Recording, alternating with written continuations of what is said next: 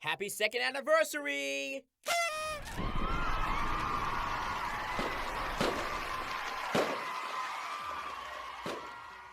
That's right, July was the second anniversary of the Mario x Equestria Girls Dimensional Crisis comic dub series. I can't believe it's already been like 2 years since I brought this comic to life, and it's still going on. I decided to celebrate this by counting down your top 5 favorite moments from the comic based on your votes. I've tallied all the votes from the comments and all the messages I've received. So, we're gonna count them down. Let's do it! At number 5, we have Mario and Sunset's competitive rivalry.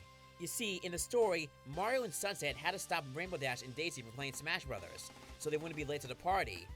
But, because Mario notices that Sunset beat his record and break the targets, and was miffed about it, they both in turn became late themselves, and got sent into cleaning duty by Peach. I really loved how you guys enjoyed their interactions. I wrote them to be like a bro-sis type of friendship, and it worked. Really felt like a true competitive friendship they have. Also, them teasing each other is hilarious. At number 4, we have the guest stars. Many people were surprised and yet confused on how this crossover is mainly between Mario and the Equestria Girls, and yet it has so many guest stars from other franchises. The reason behind it is because this comic takes place a few weeks after the events of Journey Across Worlds, a comic that I was working on that was sadly short-lived. Each of the characters here were in that comic. We have Fox, Zelda, Link, Chun-Li, Thor, Steven Universe, Ritter, Mimi, and Sonic OC, and even Scooby-Doo. Many more will show up, but I'll keep those characters a secret. At number 3, we have Daisy and Rainbow Dash's rivalry. And now, this wasn't really a surprise. I've always wanted to have these two interact with each other, mainly because they have so much in common. They're both sporty, tomboyish, and a competitive one of the groups. Writing their dialogue has been the best part of the comic for me, and you'll see more of their dynamic throughout the comic. You guys really enjoyed their little mishap in the beginning, so stay tuned for more Rainbow Dash and Daisy tag team action. Number 2. Luigi's past crushes exposed by Mario. This was actually a bit of a surprise. I didn't think at all that all of you would love this moment so much. Okay, so in here, Luigi's being reassured by his friends that he shouldn't worry about Ritter and Daisy's close friendship. To which my me character says that Daisy's never been jealous of him talking to a pretty girl. But then, when Mario adds on to that point, he accidentally reveals that Luigi has had crushes on Peach, Rosalina, and Pauline right in front of them.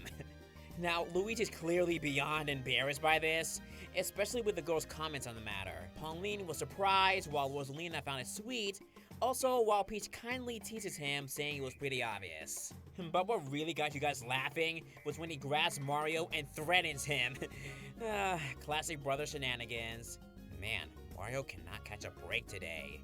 Before we get to number 1, here are some honorable mentions. Ritter and Daisy's friendship. Great pair to write about. Luigi's jealousy over Ritter and Daisy's friendship. Larry's crush on Sunset. And the interaction with some of the crossover characters.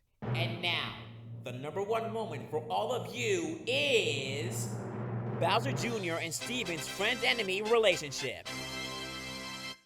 This is the one that really caught me by surprise. The majority of you voted that Junior and Steven's friend-enemy relationship was your favorite part of the comic so far. Now here's some details / backstory on why I made Bowser Jr. and Steven be friends / enemies. In the Journey Across Worlds comic, Junior gets sent into Steven's world and he teams up with him and the Gems to find more heroes to help.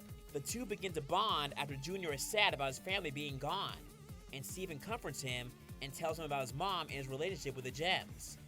After that, they agree to team up. Bowser Jr. tells him that this doesn't mean that they're friends, but Steven says to him, okay, how about friend-enemies? And ever since the events of that comic, they've been tight ever since. Steven is basically a big brother to Junior, and Junior really looks up to him. Of course, everyone is a bit confused about their friendship and how they make it work, but the two shrug it off every time and they're just happy being buds. Alright, that's it for my top 5. Before we end things off, I just want to say thank you to all the fans who support and praise my fan comment series. It really makes me happy that this series and beyond are making fans want more and more. I also want to thank my wonderful artist friends, Nintendrar, Azuretti, Vanessa Sonic, Terrence, Jennifer, Domestic Maid, Trip Gustin, Crystal, Arion, thank you for helping bring my comments to life. You guys are amazing. And I can't leave without saying thanks to my wonderful VA cast. My VA friends Zenkudo, Rice B, Josh, Katie, Nick, Lisa, McGam, Jay, Lane, Iris Lance, Clover, Dallas, Chris, Ed, Lucari, Wyatt, Dark Cloud, Pico Junko, Kat, Bailey, Kinda Drake, Jeremy, Jacob, and Slickframe, who I met because of this series. All of you, thank you. This cake is for you.